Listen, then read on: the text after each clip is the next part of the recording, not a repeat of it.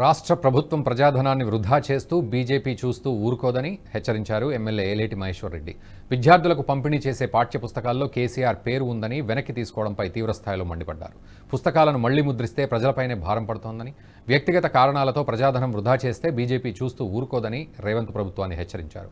పుస్తకాల్లో కేసీఆర్ పేరు ఉందని వెనక్కి తీసుకోవడం బాధాకరమని, కేసీఆర్ పేరు ఉన్న పుస్తకాలు యథావిధిగా విద్యార్థులకు పంపిణీ చేయాలని సూచించారు.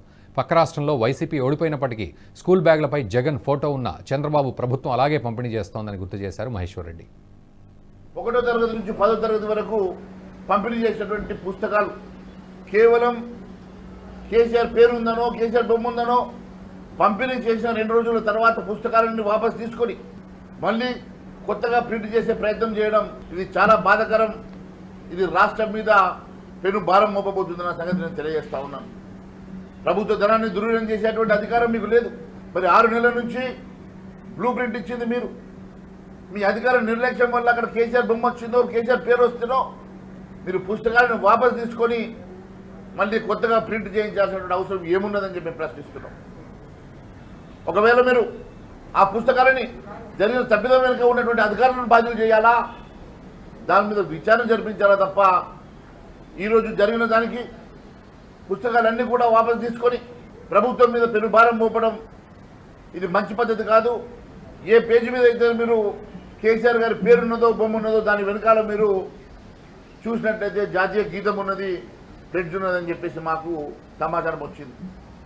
మరి అలాంటి ఫ్లెడ్జ్ను కానీ అలాంటి జాతీయ గీతాన్ని కూడా మీరు చింపడం అంటే ఇది దేశాన్ని అవమానపరచడమే, రాజ్యాంగాన్ని అవమానపరచడమే. కాబట్టి ఆ పుస్తకాలను యాజ్ ఇట్ ఈస్గా పంపిణీ చేసి జరిగిన తప్పిదానికి అధికారులు ఎవరైతే ఉన్నారో వాళ్ళని బాధ్యులు చేసి విచారణ జరిపించాలి తప్ప ఈ రకంగా పుస్తకాలను వాపసు తీసుకునే పద్ధతి మంచిది కాదు.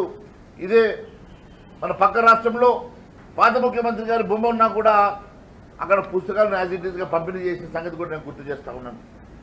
మీరు ఈ రకంగా పర్సనల్గా వెళ్ళేసి ప్రభుత్వ ఖజానాకి భారం మోపడం భారతీయ జనతా పార్టీ ఖచ్చితంగా దీని మీద ఊరుకున్న సమస్య లేదని చెప్పి నేను తెలియదు. ఈ వీడియో మీకు నచ్చినట్టయితే లైక్ చేయండి, 10 మందికి షేర్ చేయండి. అలాగే కామెంట్ల రూపంలో మీ అభిప్రాయాలను మాతో పంచుకోండి. Nationalist hub group of channels ను సబ్స్క్రైబ్ చేసుకుని తెలుగునాట జాతీయవాద జర్నలిజాన్ని ప్రోత్సహించండి. ఈ వీడియో కింద ఉన్న బెల్ ఐకాన్ పై క్లిక్ చేయడం మర్చిపోవద్దు.